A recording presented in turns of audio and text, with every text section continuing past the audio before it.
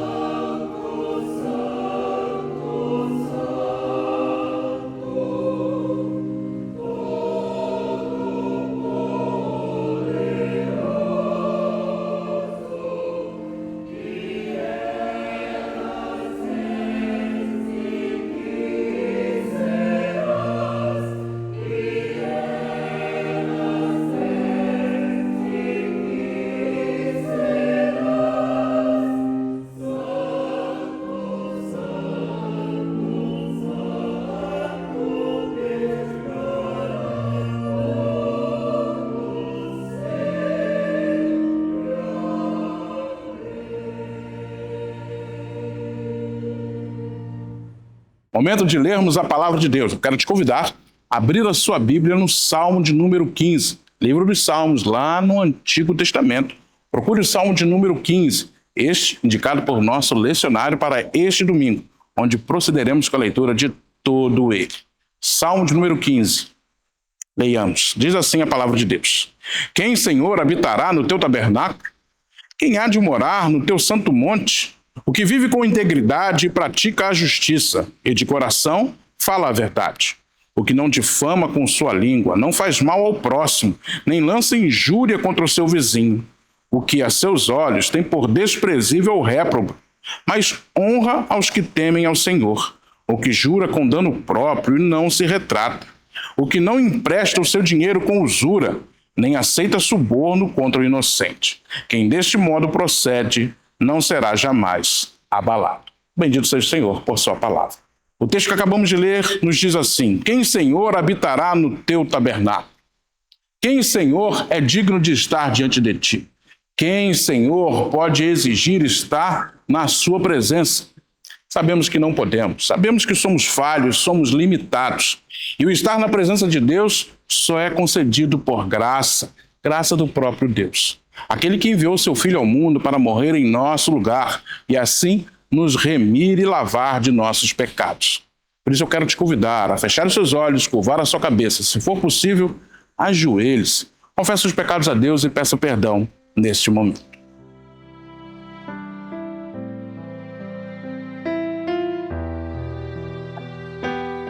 Senhor Deus, eterno Pai, Tu és Deus de amor, Deus de graça, Deus de misericórdia. O Senhor tem nos estendido a mão em todo o tempo. E é nisso que nós confiamos, Senhor Deus. Por isso nos prostramos diante do Teu trono neste momento para Lhe confessar as nossas faltas. Reconhecemos os nossos pecados e sabemos que eles fazem distinção entre nós e o Senhor. Estamos diante de Ti, Pai, para Te clamar. Tem piedade de nós. Outra vez nos socorre. Outra vez apaga a nossa transgressão. Dá-nos um espírito reto, Senhor Deus. Que Teu Espírito Santo continue a nos dar orientação diante das dificuldades que enfrentamos, diante dos erros que cometemos. Quebranta o nosso coração, ouve a nossa petição e nos perdoa os pecados. Ainda te suplicamos, Senhor Deus, que continue a nos abençoar, pois o que seria de nós se não fosse o Teu poder e a Tua graça, se não fosse o Teu cuidado e proteção? Visita, Senhor Deus, os Teus filhos, visita, Senhor Deus, os enfermos, os que passam dificuldades financeiras, que lutam contra questões emocionais e sentimentais. Todos nós dependemos de Ti, e é a Ti mesmo a quem recorremos, pois sabemos que Tu és um Deus de amor, que tem cuidado de nós ao longo de toda a nossa existência. Permanece assim. É a nossa oração em nome de Cristo, nosso Senhor. Amém. Nossa segurança e a nossa paz dependem tão somente da providência divina. E no Senhor nós podemos confiar. Segurança e paz é o motivo do canto do coro A Ideia Morais, obra coral de Christoph Willibald von Gluck, nas vozes do coro com acompanhamento da organista Gisele Santana. Oh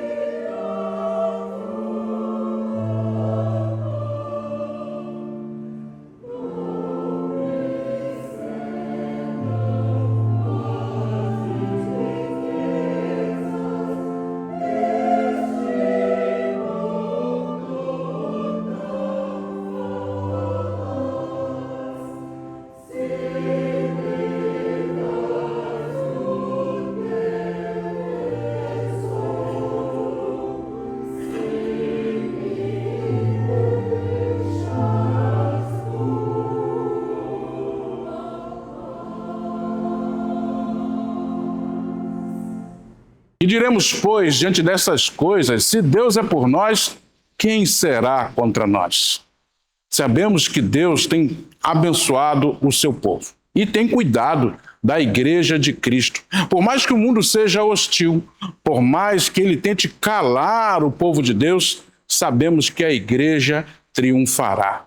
E isso mexe com o nosso coração, nos faz querer cada vez mais participar da obra de Deus, nos unir nesse esforço de evangelização e de propagação da palavra de Deus. Você está vendo aí na sua tela como fazer o seu dízimo, como fazer a sua transferência ou mesmo o seu Pix.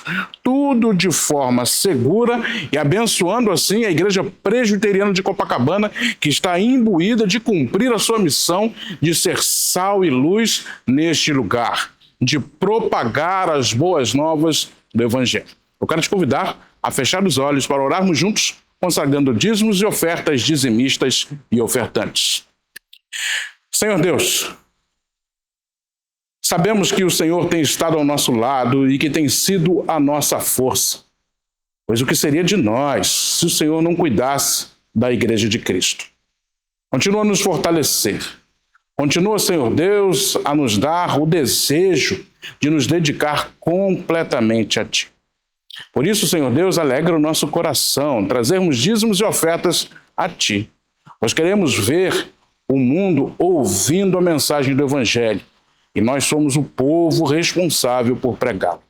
Queremos te consagrar dízimos e ofertas, dizimistas e ofertantes. Esta é a nossa prece, em nome de Cristo nosso Senhor. Amém. Eu convido você a abrir comigo a sua Bíblia. Se você tem uma Bíblia consigo, tome-a nas mãos nesta hora. Nós estamos abrindo juntos no Novo Testamento. Estamos visitando o Evangelho de Lucas. Encontre em Lucas, no Novo Testamento, portanto, o capítulo de número 10. E o texto da nossa reflexão é aquele contido entre os versículos de número 25 e 37. Nós estamos no Novo Testamento, nós estamos no Evangelho de Lucas. Lucas é o terceiro livro do Novo Testamento, é fácil de encontrar. E em Lucas você localiza o capítulo número 10 e nele o trecho contido entre os versículos de número 25 e 37. Ao encontrar o texto, mantenha a sua Bíblia aberta, mesmo após a leitura, ao longo da reflexão, porque vamos aprofundar o nosso olhar no texto e tê-lo consigo será de enorme valia nesse exercício. Lucas 10, a partir do verso 25 ao 37, nos fala assim: E eis que certo homem, intérprete da lei, se levantou com o intuito de pôr Jesus à prova e disse-lhe: Mestre, que farei para herdar a vida eterna? Então Jesus lhe perguntou: que está escrito na lei? Como interpretas? A isto ele respondeu: Amarás o Senhor teu Deus de todo o teu coração, de toda a tua alma, de todas as tuas forças e de todo o teu entendimento. E amarás o teu próximo como a ti mesmo. Então Jesus lhe disse: Respondeste corretamente, faze isto e viverás. Ele, porém, querendo justificar-se, perguntou a Jesus: Quem é o meu próximo? Jesus prosseguiu dizendo: Certo homem descia de Jerusalém para Jericó e veio a cair em mãos de salteadores, os quais, depois de tudo lhe roubarem e lhe causarem muitos ferimentos, retiraram-se, deixando-o semi-morto. Casualmente, descia um sacerdote por aquele mesmo caminho e, vendo-o, passou de largo. Semelhantemente, um levita descia por aquele lugar e, vendo-o, também passou de largo. Certo samaritano, que seguia o seu caminho, passou-lhe perto e, vendo-o, compadeceu-se dele. E chegando-se, pensou-lhe os ferimentos, aplicando-lhes óleo e vinho, e colocando-o sobre o seu próprio animal, levou-o para uma hospedaria e tratou dele. No dia seguinte, tirou 2 denários e os entregou ao hospedeiro, dizendo: cuida deste homem, e se alguma coisa gastares a mais, eu te indenizarei quando voltar. Qual destes 3 te parece ter sido o próximo do homem que caiu nas mãos dos salteadores? Respondeu-lhe o intérprete da lei, o que usou de misericórdia para com ele. Então lhe disse: vai e procede tu de igual modo. Bendito seja o Senhor pela sua santa palavra. Amém. A passagem que acabamos de ler é, por certo, uma das mais célebres dos evangelhos. É curioso notar que se trata de um relato exclusivamente lucano. Você só encontra essa narrativa aqui, no Evangelho de Lucas. No entanto, ela se popularizou de tal forma que há muito extrapolou os liames da cristandade. E a figura deste tal samaritano anônimo se tornou um símbolo de virtude ou do exercício da caridade nas mais variadas esferas da nossa sociedade e de sua cultura. A passagem começa com uma indagação. Na verdade, uma pergunta fundamental é que levará Jesus a narrar a história que de tal modo se popularizou entre nós.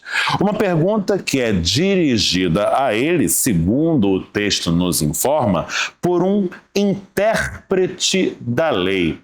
Nós sabemos que nos tempos do Novo Testamento, a sinagoga e os intérpretes da lei desempenhavam papéis de protagonismo na vida religiosa e na vida social como um todo, já que a sociedade israelita neotestamentária estava toda ela fundamentada na religião e por esta se deixava regular. Estamos, portanto, vendo um momento em que Jesus, uma espécie de novo rabino ou novo mestre de doutrina, acha-se em cena e vai sendo interpelado pelos demais acerca de se verificar qual o teor do seu ensino. E a pergunta que aquele intérprete da lei dirige a Jesus num primeiro momento é: mestre, o que farei para herdar a vida eterna? Jesus devolve-lhe uma segunda indagação, perguntando-lhe: o que está escrito na lei, na Torá? O que consta ali, como você interpreta? Ele responde evocando o chamado mandamento áureo, o mandamento do amor, que para muitos parece ter sido uma invenção, uma novidade trazida por Jesus de Nazaré à cena teológica de então, quando, na verdade, trata-se de uma porção da Torá que já fora há muito recrutada pelos rabinos como uma espécie de síntese de toda a lei. O Talmud, inclusive, faz questão de ratificá-lo, mostrando como esta percepção da lei condensada no preceito do amor, que se dirige a Deus e ao próximo, já estava fundamentalmente arraigada ao pensamento rabínico de então. Jesus aprova a leitura daquele intérprete e diz: olha, você respondeu muito bem, você respondeu corretamente. A lei se condensa no preceito do amor, que se dirige a Deus, que se dirige ao próximo. Continue fazendo assim e você viverá. Mas é então que aquele intérprete da lei dirige a Jesus uma segunda questão, que traz um desdobramento da primeira. Está bem. A Torá me ensina e ordena que ame ao meu Deus e ame ao próximo, mas ela não esclarece quem é este próximo a quem devo amar. E, de fato, sabe-se que nos tempos do Novo Testamento, esta era uma discussão corrente e que gerava respostas as mais variadas, dependendo de a quem dirigíssemos essa indagação. Havia aqueles círculos mais restritos de pensamento mais sectário e radical, onde o próximo a quem se deve amar é apenas um outro membro da mesma seita, excluindo-se, portanto, todas as demais pessoas da esfera desta obrigação. Havia, num outro extremo, pessoas de visão mais abrangente, mais universalista, que consideravam que o próximo era simplesmente o outro, de maneira indistinta. E entre estes dois polos do pensamento, muitas respostas variantes destas duas, com uma miríade de possibilidades, e que produzia, então, uma inquietação constante em todos. Não há uma resposta consensual, não há uma resposta que se imponha como definitiva e satisfatória e que elucide, portanto, este enigma que está por detrás do preceito. Bom, esta é a questão polêmica que aquele intérprete da lei coloca diante de Jesus. Concordamos que o grande preceito, amar a Deus e amar ao próximo, condensa a lei divina. Mas quem é este próximo a quem devemos dirigir o nosso amor?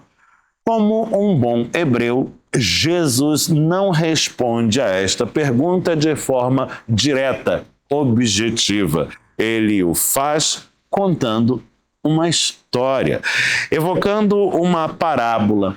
Estas histórias que são compostas a partir de elementos que são recrutados do cotidiano, com imagens tão vívidas, tão próximas da realidade ordinária das pessoas e por meio das quais lições de grande valor ético, moral, teológico são comunicadas. A parábola que Jesus passa a contar, segundo a opinião de alguns estudiosos, teria inclusive traços de uma anedota que eventualmente já se acharia em circulação naquele tempo e que, ao ser recontada, era reelaborada pelo contador segundo o seu propósito, de acordo com a plateia que tinha em vista. Essa contação de histórias, que é própria de Jesus, é realizada com muita habilidade. Jesus é notoriamente um mestre em contar histórias. E não é difícil imaginar o poder magnético que ele exercia sobre a sua audiência. Acha-se frequentemente acercado de multidões ávidas por ouvi-lo. E ao recrutar imagens de uma anedota já conhecida, o efeito provocativo que isso deve ter exercido sobre a sua plateia não é difícil de supor. A história em questão fala de um sujeito cuja identidade desconhecemos, que vai seguindo pela estrada que conecta Jerusalém a Jericó naqueles tempos do Novo Testamento. Uma estrada mal afamada no que diz respeito à sua periculosidade. Sabe-se que os caminhos no mundo antigo não eram como os nossos de hoje. Ainda não são conhecidas estradas nos moldes daquilo que vivenciamos ordinariamente. Não temos vias tão bem pavimentadas, sinalizadas, com calçamento, nada disso. Os caminhos são ermos, são tortuosos, são dificultosos, à noite muito escuros, porque ainda não existe iluminação pública como nós conhecemos, e frequentemente muito perigosos. Sabe-se que esta era uma estrada conhecida pela presença de ladrões nas suas cercanias, que ficavam ali às margens do caminho, à espreita, esperando uma oportunidade para tirarem vantagem de algum passante. E foi exatamente o que aconteceu naquela ocasião. Vinha um homem descendo por aquele caminho, pela estrada que conecta Jerusalém a Jericó, e então os bandidos lhe atacaram. E não contentes em lhe tomarem os pertences, ainda o agrediram fisicamente. O espancaram de uma forma tão severa que ele acaba sendo largado no caminho como se estivesse morto. O texto, inclusive, dirá semi-morto. Ou seja, alguém que passasse e visse aquele cidadão largado ali daquela maneira, ficaria em dúvidas se ele estaria vivo e moribundo ou se tratava-se apenas de um cadáver. Bom, é então que uma segunda personagem vai entrando em cena e, casualmente, segundo o texto, vemos descendo pela mesma estrada, passando pelo mesmo caminho, um sacerdote. Um sacerdote é alguém encarregado do serviço de culto.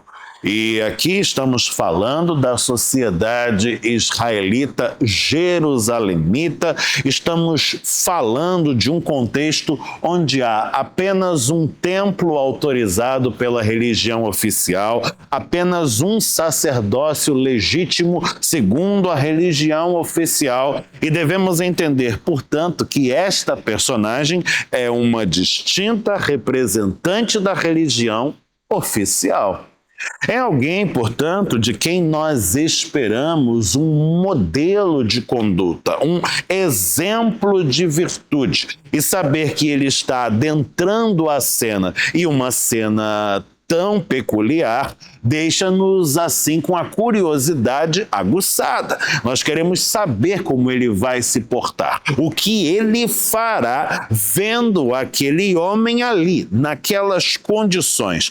Mas o texto diz que, tendo visto o tal sujeito nas condições em que se encontrava, o sacerdote passou ao largo. Ele não se deteve, pelo contrário, ele até evitou se aproximar do corpo que via ali.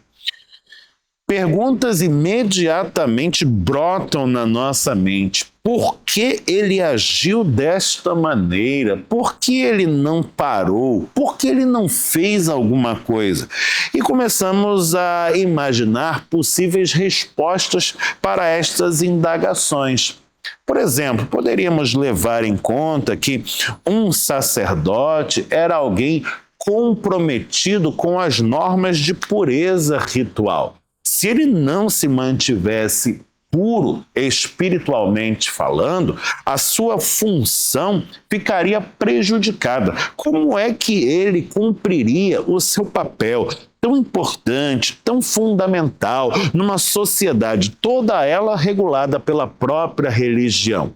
No entendimento do israelita de então, um cadáver era algo impuro. Ele não poderia se arriscar a tocar aquele homem, ver maculada a sua pureza, ver-se assim impedido de desempenhar o seu papel e acabar prejudicando toda a comunidade. Além do que, ninguém disse que esse sacerdote era versado em primeiros socorros. socorros, que fosse paramédico, bombeiro, enfermeiro ou coisa que o valha. Ora, será que ele teria competências para realizar algo de significativo em favor daquele infeliz? E a gente também não sabe da agenda do sacerdote. Sabe-se lá para onde ele estava indo, com que urgência deveria chegar ao seu destino? Ele provavelmente tinha uma boa razão para fazer o que fez. E pensando dessa forma, atenuamos a consciência, liberamos o sacerdote, deixamos que ele siga em frente e ficamos de olho para ver se passa mais alguém pelo caminho. É então que vemos descendo pelo mesmo caminho um levita, segundo o verso de número 32. Os levitas eram, por assim dizer, os assistentes dos sacerdotes na realização dos serviços do templo. E, de uma certa maneira, podemos afirmar que um levita também era um representante da religião oficial, ou seja, é mais uma vez uma figura da qual esperamos um modelo de conduta, um exemplo de virtude, e eu nem vou me gastar dizendo a você que a conduta dele foi basicamente a mesma do sacerdote, evitando aquela situação, passando ao largo da mesma. E para explicar os motivos do seu procedimento, poderemos evocar os mesmos argumentos que evocamos anteriormente quando refletimos sobre a atitude do sacerdote que o precedeu. Ora, veja o seguinte, estamos falando de um sacerdote, de um levita, ambos figuras representativas de uma mesma religião, ambas figuras sobre as quais depositamos as mesmas expectativas, ambas figuras que têm um proceder basicamente idêntico. Isto, para quem eventualmente já conhecesse a anedota, não surpreenderia, porque essa sua estrutura é deveras previsível. São 3 as personagens que pretendemos encontrar aí. As 2 primeiras terão uma determinada conduta, seguirão uma certa linha de comportamento, mas a terceira é aquela que nos oferecerá um elemento de contraste. Esperamos ver nessa terceira figura, finalmente, o bom exemplo. Note também que esta anedota seria perfeitamente adaptável ao interesse do interlocutor. Estamos falando de uma anedota que traz como suas 2 primeiras personagens figuras que usualmente estavam atreladas ao partido dos saduceus. Sim, na sociedade religiosa judaica dos tempos do Novo Testamento, o protagonismo da cena política vinha sendo desempenhado principalmente por 2 partidos político-religiosos. Um era o partido dos saduceus, ao qual estava ligada toda a classe sacerdotal. Sacerdotes, levitas, estavam todos conectados com os interesses desse partido. Mas havia um outro partido, o partido dos leigos, por assim dizer, dos não sacerdotes, mas ainda assim figuras ligadas à piedade, à religião, à formação do pensamento teológico, que era o partido dos fariseus, ao qual estavam ligados, via de regra, os intérpretes da lei, os doutores da lei, os rabinos, ou como queiramos nomeá-los. Ora, o interlocutor de Jesus é precisamente o intérprete da lei. É para este, em primeiro lugar, que esta historinha está sendo contada. Ele está vendo sendo ridicularizados nos 2 primeiros momentos da história membros do seu partido rival, do partido dos saduceus. E seria perfeitamente previsível que agora, ao introduzir um terceiro personagem nesta sequência, ao apresentar um exemplo de virtude, entrasse em cena na narrativa um fariseu. Mas não é isso que vai acontecer. E, por certo, a escolha de Jesus na composição do seu relato, no exercício de contação da sua história, deve ter deixado a sua plateia emudecida, espantada e curiosíssima para saber dos seus desdobramentos, porque ela vai tomar agora um rumo totalmente inusitado. O que diz-nos o versículo 33 é que a personagem que entra em cena então, entrando em cena pelo mesmo caminho, perfazendo o mesmo percurso que os personagens anteriores, é um samaritano.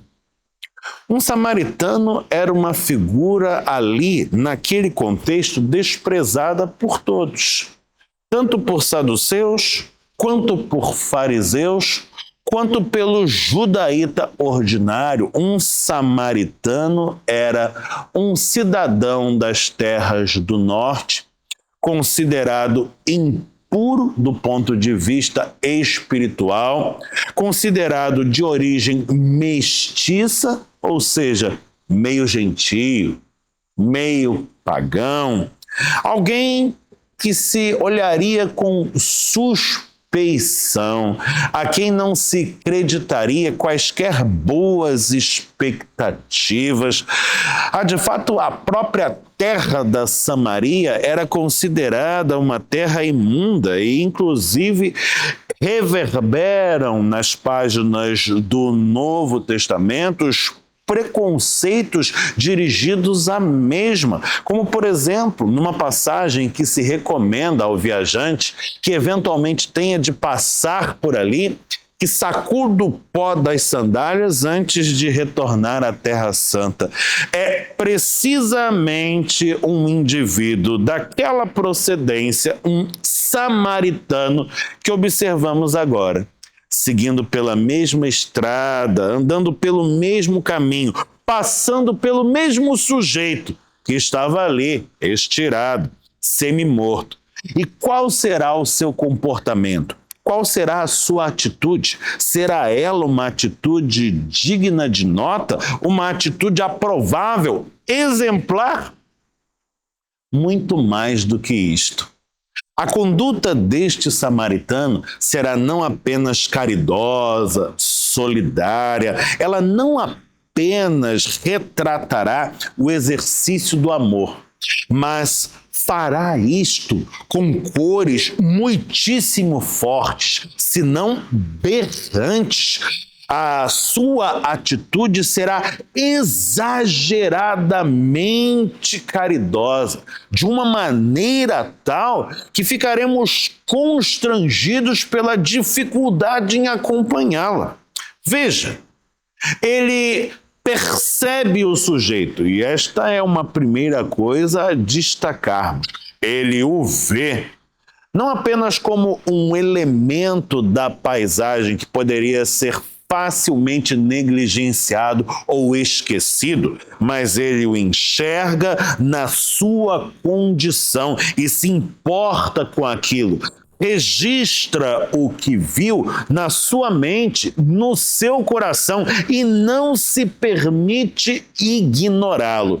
Eu diria, ele vê aquele homem como Jesus mesmo o veria, como alguém que foi concebido à imagem e semelhança do próprio Criador, como o bem mais sagrado aos olhos do Todo-Poderoso, como um homem. Ele vê aquele sujeito e ele se detém no seu caminho. Nós não sabemos quem é este samaritano, nós não sabemos para onde ele ia, nem tampouco o que iria fazer. Não sabemos quais os seus compromissos, qual a sua agenda, não sabíamos qual a urgência com que deveria atingir a sua destinação.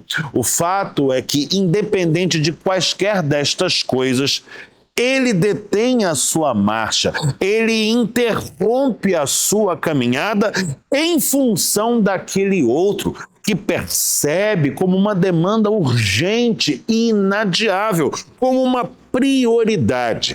Ele o vê, ele se detém em função do outro e se compadece. Se compadecer é padecer com. É quando a dor de que padece o outro nos afeta de tal maneira que nos tornamos padecentes com ele. Experimentamos em nós o sofrimento que é do outro, como se nosso fosse. Isto é empatia e é fundamental a real experiência da solidariedade. É algo que nos humaniza profundamente, porque nos torna um com o outro. E então, ao ver o outro, ao deter-se na sua marcha em função do outro e ao compadecer-se do outro, ele age. Porque pouco lhe valeria tê-lo visto, ter se detido e ter se compadecido se nada fizesse, mas ele faz. E não faz meramente de maneira burocrática, como quem cumpre um preceito e pronto, mas o faz com largueza de alma, com grandeza de coração, com liberalidade tal que nos assombra. Diz o texto que logo chegando-se àquele, pensou-lhe os ferimentos, aplicou-lhes óleo e vinho, ou seja, começou a tratar as suas feridas, colocou sobre a sua própria montaria, sobre o seu próprio animal, conduziu até uma estalagem, uma hospedaria, tratou dele ali. No dia seguinte, ainda serviu-se de 2 denários. É uma expressiva quantia de dinheiro. São as pagas de 2 dias inteiros de trabalho. E entregou tudo aquilo ao estalajadeiro, ao hospedeiro, dizendo: cuida desse homem. E se precisar de algo mais que seja gasto com o seu tratamento, fique tranquilo, porque eu cobrirei esta despesa, eu te indenizarei quando voltar. Ora, tudo isto é feito sem que saibamos a identidade do samaritano, mas note, sem que saibamos a identidade do tal homem ferido também. O texto não nos dá nenhuma informação acerca dele. Nós não sabemos se ele era sozinho ou se tinha família. Não sabemos se era trabalhador ou vagabundo. Nós não sabemos se era um cidadão de bem ou um malfeitor. Poderia ser ele mesmo um criminoso. Poderia ser um abusador. Poderia ser um homem que bate na esposa. Nós não sabemos nada sobre ele. Não sabemos sequer se era crente ou descrente, se era judaíta ou gentio, homem livre ou escravo. Nada nos é dito acerca da sua identidade ou da sua procedência. E, de igual modo, aquele samaritano também o desconhecia. No entanto, o fundamental ele havia percebido. Tratava-se de um homem, tratava-se de uma vida humana, e nada é mais caro ao coração de Deus do que isto, e nada pode ser mais caro ao nosso coração também. É então que provavelmente a plateia de Jesus, emudecida e atônita, fica assim, paralisada e na expectativa da conclusão de toda essa narrativa. E a conclusão vem na forma de uma pergunta, que é em si mesma uma provocação. Jesus, à luz de tudo o que narrou, pergunta àquele intérprete da lei: qual destes 3, o sacerdote, o levita, o samaritano, qual destes 3 parece-lhe ter sido o próximo do homem que caiu nas mãos dos salteadores.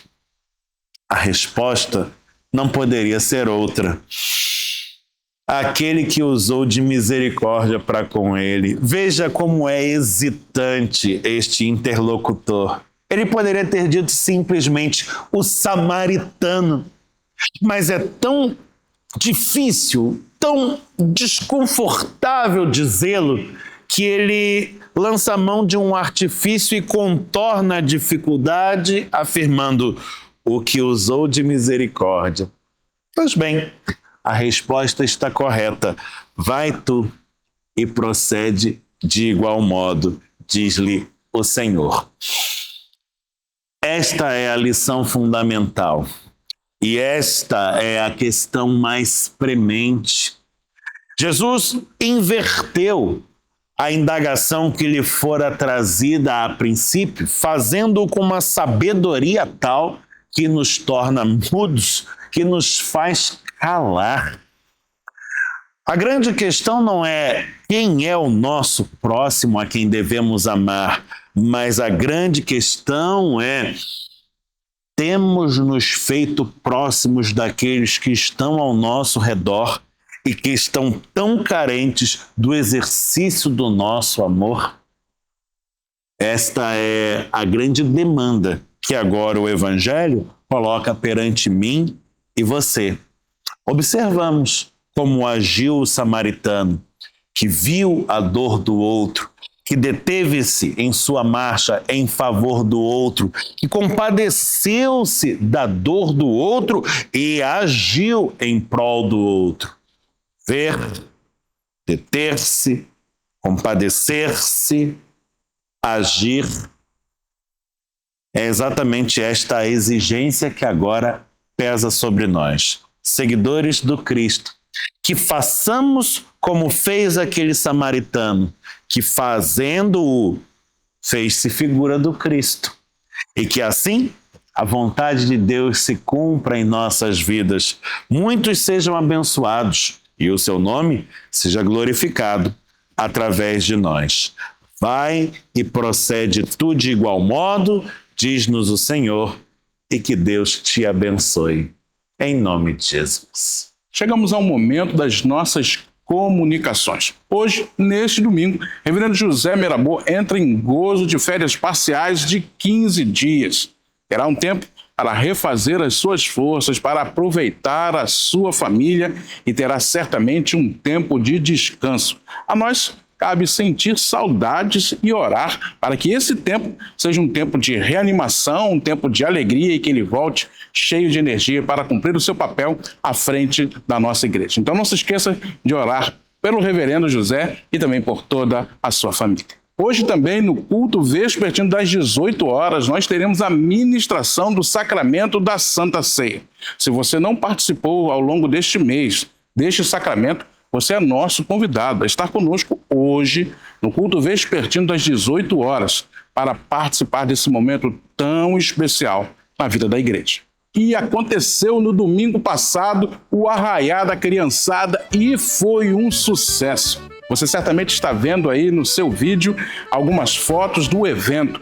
Foi uma alegria. Muitas crianças, muita brincadeira, comidinhas típicas, muita alegria e comunhão, louvando assim e bendizendo o nome do Senhor. Se você tem uma criança, traga para participar do nosso departamento infantil. Ore pelo departamento e esteja ciente de todas as programações que acontecem. Então, guarde aí, departamento infantil sempre abençoando as nossas crianças com as melhores programações. E no próximo sábado, dia 26 de julho, a partir das 14 horas, a nossa UMP te convida para o piquenique que estará sendo realizado lá no Aterro do Flamengo, próximo às quadras. Você que é jovem, você que faz parte da mocidade, você deve participar, está sendo convocado a esta tarde de alegria e de comunhão. Então anote aí, dia 26 de julho, a partir das 14 horas, Aterro do Flamengo, próximo às quadras, você é nosso convidado. Ao longo do último dia 12 de julho, a nossa igreja teve a alegria e o privilégio de acolher o 31º Congresso Bienal da Sinodal de Safra. E por esta ocasião nós também tivemos o privilégio de ter a nossa querida Adriana Araújo eleita presidente da Sinodal de Safra. Nós rogamos a nossa querida irmã as mais ricas bênçãos vindas dos céus e também oraremos pela nossa querida Sinodal de Safra. Quero te convidar a fechar os olhos para fazermos juntos a prece do Pai Nosso. Oremos. Pai nosso que estás nos céus, santificado seja o teu nome. Venha o teu reino, seja feita a tua vontade, assim na terra como no céu. O pão nosso de cada dia nos dá hoje. Perdoa-nos as nossas dívidas, assim como nós perdoamos aos nossos devedores. Não nos deixes cair em tentação, mas livra-nos do mal, pois teu é o reino, o poder e a glória para sempre. Amém. O Senhor te abençoe e te guarde. O Senhor sobre ti levante o rosto e te dê paz. E que a maravilhosa graça de nosso Senhor e Salvador Jesus Cristo, imenso amor de Deus Pai Todo-Poderoso, que as ricas, doces e eternas consolações do Espírito Santo sejam com todos vós, Igreja de Cristo, hoje e pelos séculos dos séculos. Amém.